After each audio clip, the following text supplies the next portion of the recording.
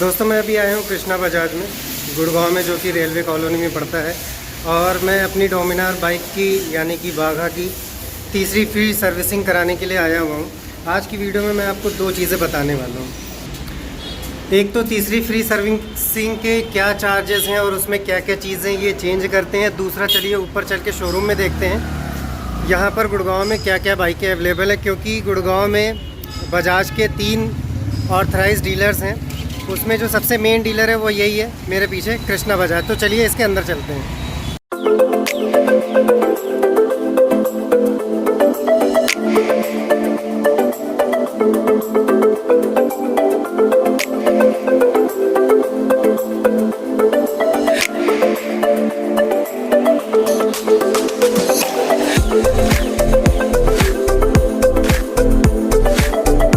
तो इस टाइम मैं हूँ कृष्णा बजाज में और आप मेरे सामने देख रहे हो कि ये डोमिनार के दोनों ही बिल्कुल नए और फ्रेश मॉडल यहाँ पर खड़े हुए हैं। और एक और बजाज 400 है जो कि सामने डिलीवरी के लिए रेडी खड़ी हुई है। तो इसमें क्या क्या चेंजेस आए हैं मैं अपनी एक वीडियो में वैसे मैं आपको बता चुका हूँ। जैसा कि आपको पता ही है, जो बजाज की नई अपडेटेड डोमिनार 400 आई है वो पूरी फुली लोडेड है ट्रैवल के लिए। आप इसको कहीं भी लेकर के निकल सकते हो, बस आपको इस पर सामान लादना है। क्योंकि पहले इसमें विंडशील्ड नहीं होती थी, हमें अलग से विंडशील्ड के लिए 2-2.5 हज़ार रुपये खर्च करने पड़ते थे। उसके अलावा इसमें जो क्रैश गार्ड है वो भी इन्होंने चेंज कर दिया है, पहले से मजबूत लगा दिया है।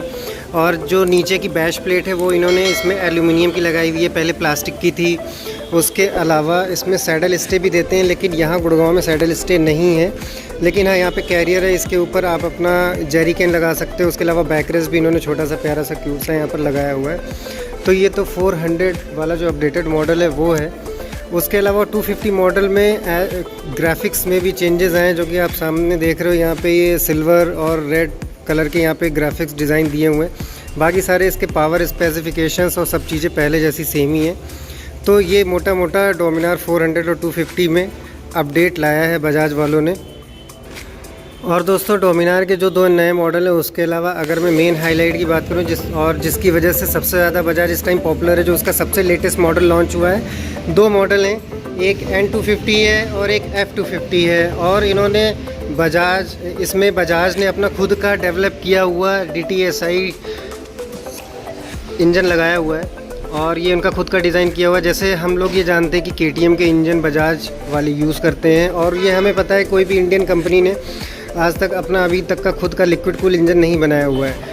लेकिन जो NS250 आता है उसमें KTM का इंजन होता है, लेकिन N250 में बजाज वालों ने खुद का डेवलप किया हुआ इंजन है और इसको इंडिया की सड़कों के हिसाब से इन्होंने ट्यून किया हुआ। और दोस्तों मैं सही बताऊँ, ये रेड कलर में इतना प्यारा लग रहा है।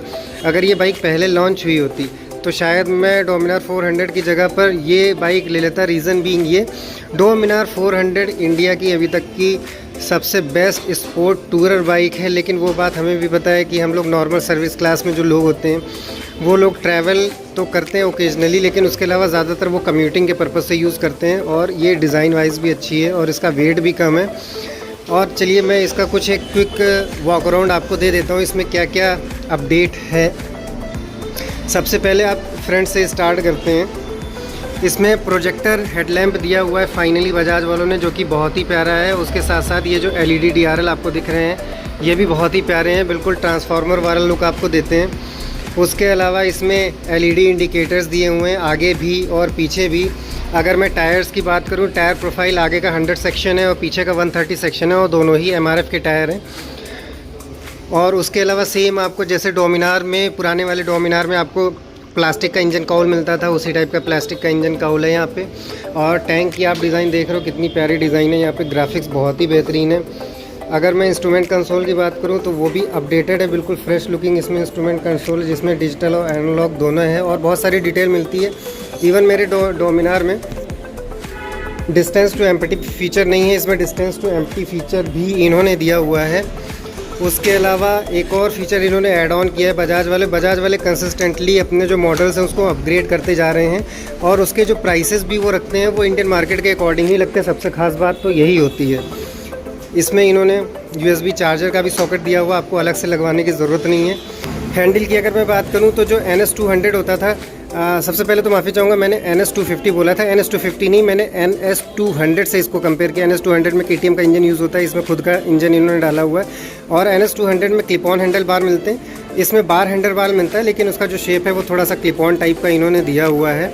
और अगर चाबी की बात करूँ तो की भी बिल्कुल डिफरेंट डिज़ाइन की है, क्योंकि मेरे डोमिनार की जो की है वो बिल्कुल अलग डिज़ाइन की है। इसकी की भी इन्होंने अलग डिज़ाइन करके रखी हुई है। चलिए बैकलाइट देखते हैं एक बार। बैकलाइट भी इन्होंने बिल्कुल फ्रेश डिज़ाइन करी हुई है, जैसे कि हम लोग देख देख करके ऊब गए। जो पुरानी पल्सर जितनी भी बाइक्स होती है उसमें स्ट्रेट LED लाइट्स मिलती हैं, जो बैकलाइट होती है इसमें थोड़ा सा इन्होंने डिज़ाइन करके क्रॉस सेक्शन टाइप का दिया हुआ है, जो कि बहुत ही प्यारा लग रहा है। उसके अलावा अगर मैं ABS की बात करूं तो इसमें सिंगल चैनल ABS है, क्योंकि हम ये कोई ट्रैक बाइक नहीं है, इसमें डबल चैनल ABS की ज़रूरत भी नहीं, इसीलिए इन्होंने सिंगल चैनल ABS दिया हुआ है। जैसे कि आप देख रहे हो डिस्क ब्रेक है और साथ में ये कैलिपर है। चलिए एक बार स्विच बटन और उसकी क्वालिटी चेक कर लेते हैं। यहाँ पे सेम इग्निशन का बटन दिया हुआ है जैसे कि बाकी सारे मॉडल्स में है। उसके अलावा लो बीम और हाई बीम का बटन यहाँ पे है। ये पास का स्विच दिया हुआ है, साइड इंडिकेटर है यहाँ पर। उसके अलावा हॉर्न है और इलेक्ट्रिक स्टार्ट का बटन यहाँ पर दिया हुआ है। चलिए इसका साउंड एक बार चेक करते हैं। इन्होंने बिल्कुल बजाज वालों ने बिल्कुल fresh design dual barrel exhaust दिया हुआ है। चलिए एग्जॉस्ट का साउंड चेक करते हैं।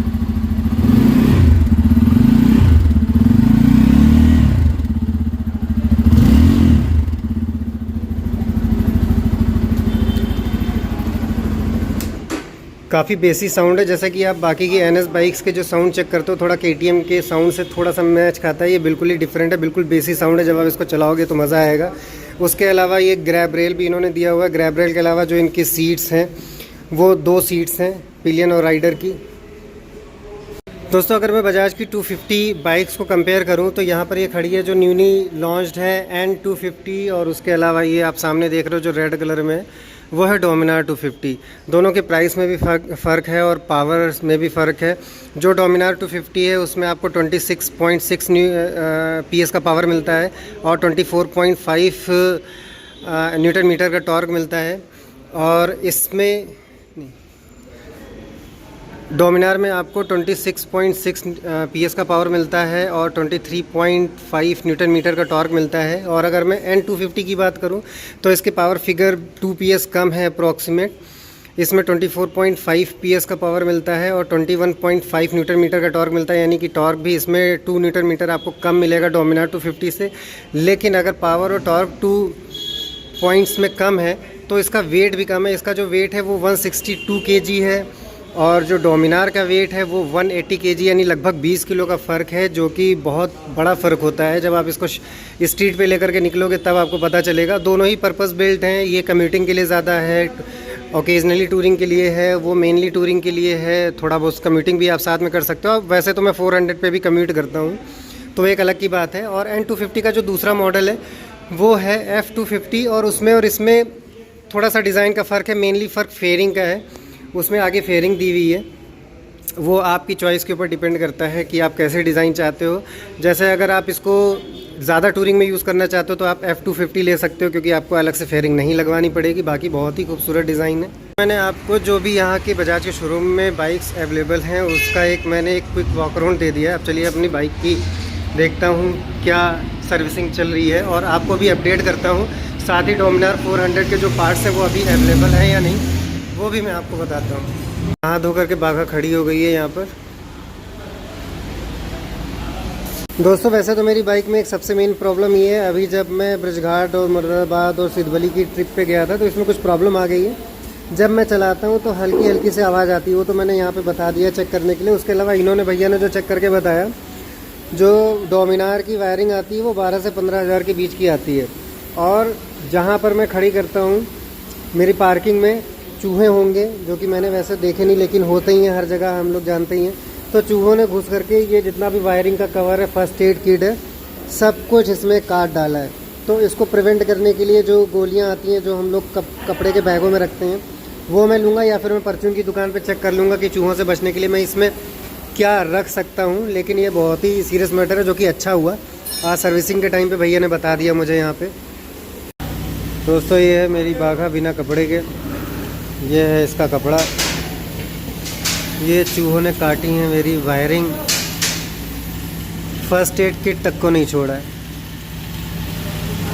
तो ये बाइक अपनी तैयार हो गई है और देखो क्रीम व्रीम लगा करके फेयर एंड लवली लगा के बैठी है। ये चमका रहे हैं, मेकअप कर रहे हैं मेरी बाइक का।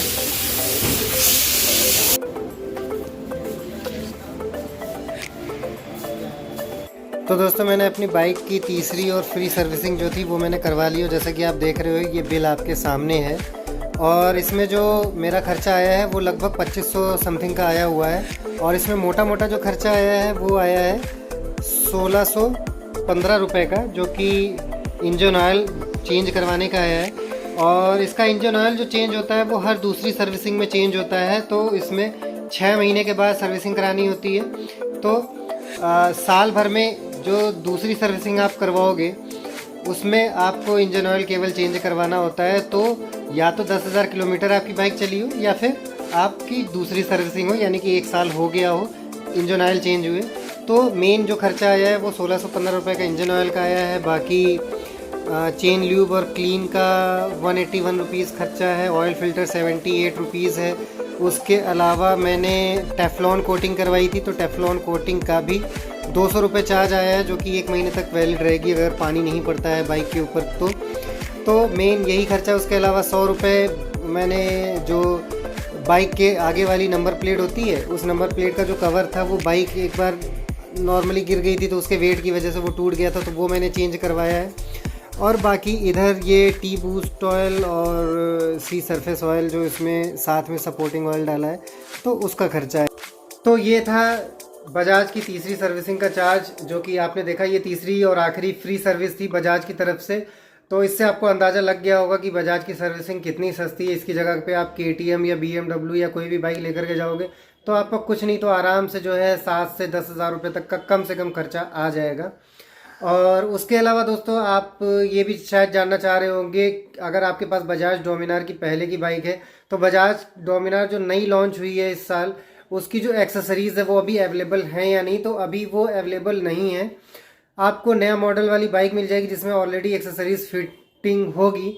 और बजाज का ये दावा है, उन्होंने केवल 5-6 हज़ार रुपये बढ़ाए, जो कि बहुत अच्छी बात है। और उसके बदले में वो बहुत सारी चीज़ें बिल्कुल टूरिंग रेडी आपको बाइक दे रहे हैं। और अगर आपकी पुरानी बाइक है मेरे जैसी है, उसमें आप वही बजाज की एक्सेसरीज लगवाना चाहते हो तो आपको प्री ऑर्डर देना होगा, उसका कुछ बुकिंग अमाउंट देना होगा। फिर वो 15-20 दिन में, मतलब 2 से 3 हफ्ते मैक्सिमम लग सकते हैं, हो सकता है 2-4 दिन में आ जाए, फिर आपको वो एक्सेसरीज अवेलेबल हो पाएगी। तो अभी मैं अपनी बाइक को ओरिजिनल और रॉ रख रहा हूँ, उसमें कुछ भी ज़्यादा मॉडिफिकेशन मैंने नहीं करवाए और मैं करवाने भी नहीं वाला हूँ। नेक्स्ट सर्विस तक का अगर सारी एक्सेसरीज अवेलेबल होंगी तो मैं बजाज की एक्सेसरीज़ ही इसमें लगवाऊंगा, क्योंकि आप ये मानते हैं जो कंपनी की फिटिंग होती है और जो उन्होंने पूरे डिज़ाइन के अकॉर्डिंग उनके बजाज के इंजीनियर्स ने जो डिज़ाइन किया होगा वही सबसे बेस्ट रहेगा, मेरा ये मानना है। तो आशा करता हूँ आपको कुछ यूज़फुल चीज़ें मेरी इस वीडियो में, इस व्लॉग में मिला होगा। तो चलिए इस व्लॉग को मैं अभी एंड करता हूँ। अगर आपने अभी तक मेरा चैनल सब्सक्राइब नहीं किया तो प्लीज़ सब्सक्राइब ज़रूर कर दीजिएगा। Thank you so much for watching my video. I really appreciate your time and again if you have not subscribe please hit the subscribe button and hit bell icon also.